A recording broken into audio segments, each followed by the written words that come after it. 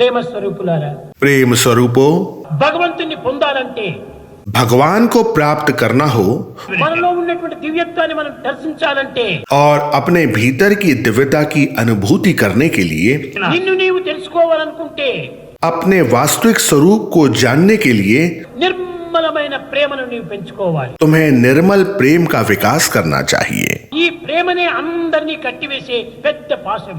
प्रेम ही है जो सबको एक दूसरे से बांध कर रखता है. దీనినే ప్రేమ పాశము అన్నారు. इसीलिए इसे प्रेम पाश यानी प्रेम का बंधन कहा जाता है.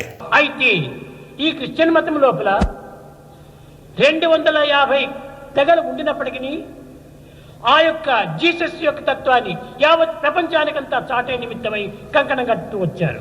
ईसाई धर्म में 250 अनुभाग हैं जो सभी जीसस के सिद्धांतों का प्रचार करते हैं. ఇప్పటికి కూడాను పురుషులు స్త్రీలు కూడాను ఎక్కడ చూసినా కూడాను ఒక ప్రచారంలోనే ఉంటున్నారు. आज भी तुम पाओगे कि अनेक पुरुष और स्त्रियां ईसाई धर्मोपदेश का प्रचार करते हैं. అయితే ప్రచారం జోరుగా జరుగుతుంటాదే కానీ ఆచారం మాత్రం లేదు. हालांकि प्रचार तो बहुत किया जाता है परंतु उस पर आचार यानी आचरण नहीं किया जाता. ప్రాక్టీస్ చాలా ఇంపార్టెంట్. अभ्यास यानी आचरण में लेना बहुत महत्वपूर्ण है. ప్రచారం చేయవచ్చును, तुम प्रचार कर सकते हो ప్రచారం చేసినంత మాత్రం అది శాశ్వతం కాదు. लेकिन वो कभी भी स्थायी नहीं होगा. నీ ఆచరణ ప్రచారమే అత్యవసరమైనటువంటిది. तुम जो कहते हो उसे आचरण में अपनाकर प्रदर्शित कर उसका प्रचार कर सकते हो. త్రూ ప్రాక్టీస్ तुम्हें आचरण के द्वारा प्रचार करना चाहिए. అది ఏ ప్రధానమైనటువంటి యొక్క ఇది. ये प्रधान है यानी प्रमुख रूप से महत्वपूर्ण है. నీవు చేసి అనుభవిస్తుంటే అందరూ కూడా నిన్ను అనుసరిస్తూ వస్తారు. जब तुम आचरण में लेकर आनंद का अनुभव करोगे तो दूसरे भी तुम्हारा अनुसरण करेंगे. నీవు చెప్పటం ఒకటి, చేయటం మరొకటి. तुम कहते कुछ हो और करते कुछ हो. కనుకనే ఎవ్వరూ దానిని విశ్వసించలేకపోతున్నారు. तो कोई भी तुम्हारा कभी भी विश्वास नहीं करेगा. కనుక మొట్టమొదటి నీవు ప్రచారం చేయకపోయినప్పటికీ ఆచరిస్తూ పో, నీ యొక్క ఆచరణ అందరూ అనుసరిస్తారు. यदि तुम प्रचार ना भी करो तो इससे कोई फर्क नहीं पड़ेगा, लेकिन यदि तुम आचरण में लेते हो तो ये दूसरों के लिए पर्याप्त प्रभावशाली होगा. కనుక ఈనాడు ప్రాక్టీస్ అనేటువంటిది చాలా అవసరమైనటువంటిది. इसलिए आज अभ्यास या आचरण में लेना सबसे जरूरी है. అనేక పర్యాయం నేను పిల్లలకు చెప్తుంటాను. मैं हमारे विद्यार्थियों से बारंबार कहता हूँ 5 రకములైనటువంటి నాలెడ్జ్ ఉంటుండాలి. ज्ञान के 5 प्रकार हैं. కానీ ఈ కలియుగ ప్రభావం చేత బుకిష్ నాలెడ్జ్ పెరిగిపోతుండాలి. कलयुग के प्रभाव से आज किताबी ज्ञान बढ़ता जा रहा है. ఈ బుకిష్ నాలెడ్జ్ సూపర్ఫిషియల్ నాలెడ్జ్ గా ఉంటుండాలి. किताबी ज्ञान सतही ज्ञान होता है, కానీ జనరల్ నాలెడ్జ్ జీరో. किंतु आज सामान्य ज्ञान शून्य होता जा रहा है. Common sense zero. सामान्य समझबूझ शून्य होती जा रही है. ఈ డిస్క్రిమినేషన్ నాలెడ్జ్ ఉంటుండాలి. यहाँ विवेक करने का ज्ञान तो है, కానీ అది సెల్ఫిష్ డిస్క్రిమినేషన్. लेकिन ये विवेक संबंधी ज्ञान स्वार्थ से भरा हुआ है. That is not fundamental discrimination. ये किसी भी तरह से मूलभूत विवेक नहीं है. ఫండమెంటల్ డిస్క్రిమినేషన్ చేస్తే ప్రాక్టికల్ నాలెడ్జ్ నీలో వస్తుంది. जैसे ही तुम मूलभूत विवेक का अभ्यास करोगे तो व्यावहारिक ज्ञान विकसित होना आरंभ हो जाएगा.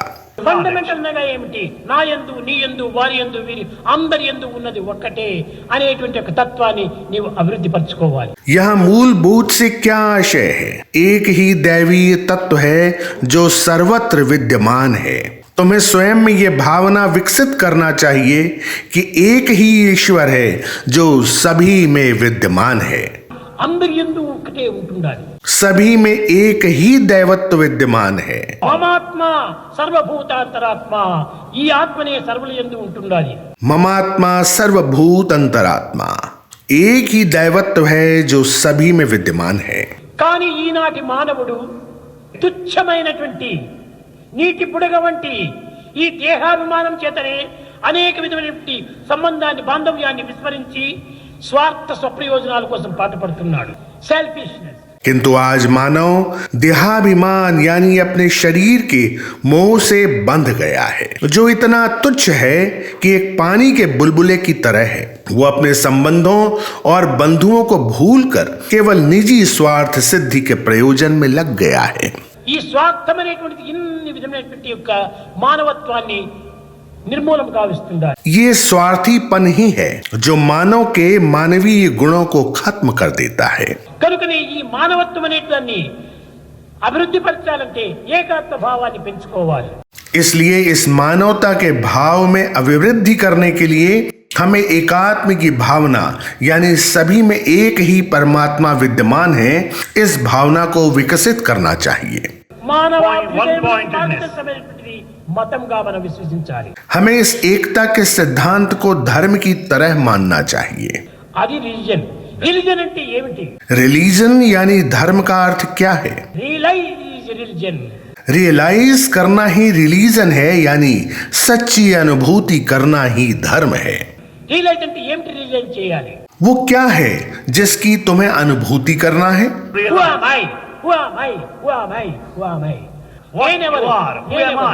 तुम्हें ये अनुभूति करना है कि तुम कौन हो. स्वयं से ये पूछो, मैं कौन हूं, मैं कौन हूं, मैं कौन हूं, मैं कौन हूं. నేను దేహమా? क्या मैं देह यानी शरीर हूं? కాదు. नहीं. నేను మనసా? क्या मैं मन हूं? కాదు. नहीं. నేను బుద్ధ్యా? क्या मैं बुद्धि हूं? కాదు. नहीं. నేను ఒక సెన్సెసా? కాదు. क्या मैं इंद्रियां हूं? नहीं. ఇవేవి కాదు. मैं इनमें से कुछ भी नहीं हूं. నాది ఈ దేహము.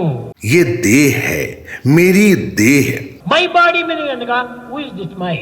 जब तुम ये कहते हो कि ये मेरा शरीर है, तो फिर मेरा कहने वाला ये कौन है? This is my kerchief. ये मेरा रुमाल है. कर्चीफ इज सेपरेट फ्रॉम मी.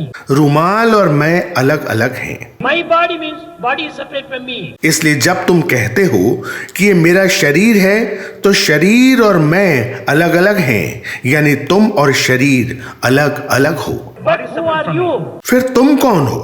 ఈ విధమైనటువంటి యొక్క రియలైజ్ చేస్తూ పోతే క్రమక్రమేణా బాడీ మైండ్ సెన్సెస్ ఇవన్నీ కూడా instruments. You are the master.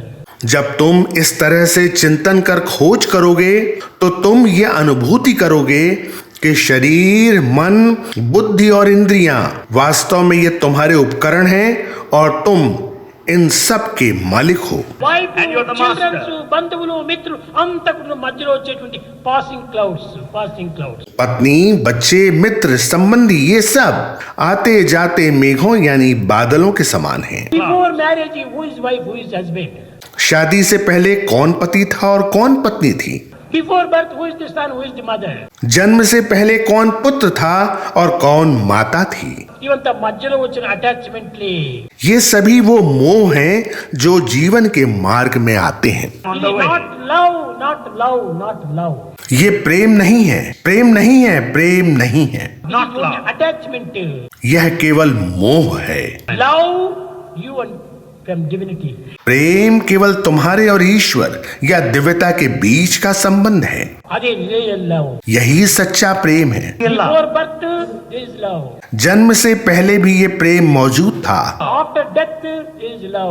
मृत्यु के बाद भी ये प्रेम मौजूद रहेगा. Living time is love. जीवन काल के दौरान भी ये प्रेम मौजूद रहेगा. त्रिकाल भाज्यम सत्यम. This is omnipresent love.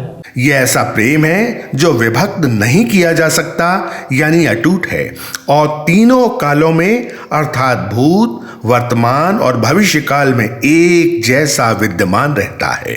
అలాంటి లవ్ మనం డెవలప్ చేసుకోవాలి. हमें इस दिव्य प्रेम को विकसित करना चाहिए. ఈ మధ్యలో కదిలిపోయే మేఘముల వంటి యొక్క ప్రేమను పెంచుకొని తన దివ్యత్వాన్ని తాను మర్చిపోతున్నాడు మానవుడు. मानव ऐसे प्रेम को भूल जाते हैं जो दिव्य और शाश्वत है, तथा ऐसे प्रेम को विकसित करते हैं जो गुजरते हुए मेघों के समान कुछ समय बाद गायब हो जाता है. అదే మానవుడి బిగ్గెస్ట్ ఫూలిష్నెస్.